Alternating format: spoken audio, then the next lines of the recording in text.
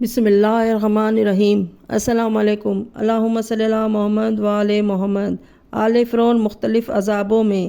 فرعون حضرت موسیٰ علیہ السلام سے شکست کھانے کے بعد بنی اسرائیل پر مزید سختی کے لیے تل گیا اور اس نے قبطیوں کو ہدایت کر دی کہ ان پر ہر قسم کی سختی کی جائے، چنانچہ سخت عذاب میں مبتلا کر دیے گئے۔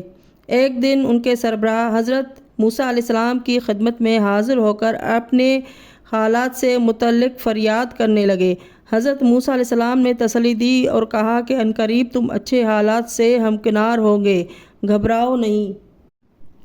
پھر حضرت موسیٰ علیہ السلام نے فرعون کی ہدایت کا سلسلہ جاری کیا، مگر نہ وہ راہ راست پر آیا اور نہ اس نے بنی اسرائیل کو قید سے چھوڑا اور نہ ان پر سختی میں کمی کی، جس کی وجہ سے حضرت موسیٰ علیہ السلام کو سخت زحمت اور تکلیف تھی۔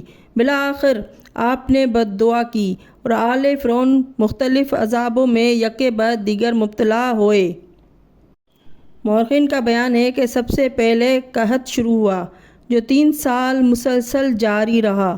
پھر طاعون کا عذاب آیا جس میں کافی افراد ہلاک ہوئے۔ پھر ایک قسم کے کیڑے کا عذاب آیا جس نے تمام زراعت وغیرہ تباہ کر دی۔ پھر ایک ہفتے کے بعد جوؤں کا عذاب آیا جو 1 ہفتہ رہا۔ ان جوؤں نے درخت، برتن، زراعت، باغ، گھر، کھانا، پانی، جسم، آنکھ، پلک، غرضیہ کے سب کچھ تباہ کر دیا۔ پھر مینڈکوں کا عذاب نازل ہوا اور ہر چیز میں مینڈک پیدا ہو گئے، کھانا پینا سب حرام ہو گیا۔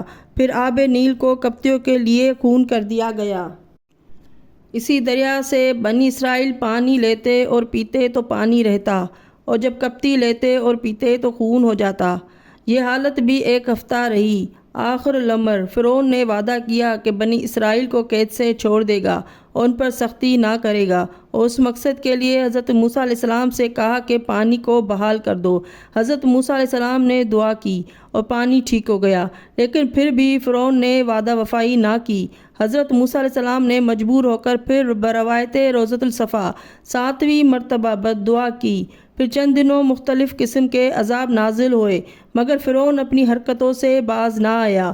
ایک روایت میں ہے کہ آبلوں کا عذاب بھی نازل ہوا تھا۔ عجائب القصص میں ہے کہ آبلے انہی کے زمانے میں پہلے پہل بطور عذاب پیدا ہوئے تھے اور اب رہتی دنیا تک رہیں گے۔ کابل اخبار کا بیان ہے کہ واقعہ جادوگری کے بعد سب ترک مصر تک موسیٰ مختلف عذابوں میں فرعونیوں کو مبتلا کراتے رہے، لیکن وہ ایمان نہ لائے۔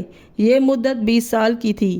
فرعون حضرت موسیٰ علیہ السلام سے شکست کھانے کے بعد معاذ اللہ موسیٰ کے خدا کو مارنے کے لیے آمادہ ہوا اور اس نے ایک نہایت ہی بلند محل بنوایا جس میں دیگر ملازمین مزدوروں کے علاوہ 50,000 معمار کام کرتے تھے۔ ایک روایت میں ہے کہ وہ اتنا طویل بنا تھا کہ اس پر چڑھنے کے لیے 1 سال کی مدت درکار ہوتی تھی۔ ارائس السلبی میں ہے کہ یہ محل 7 سال میں تیار ہوا تھا اور اتنا بلند تھا کہ جب سے دنیا قائم ہوئی ہے اس سے بڑا محل کبھی نہیں بنایا گیا۔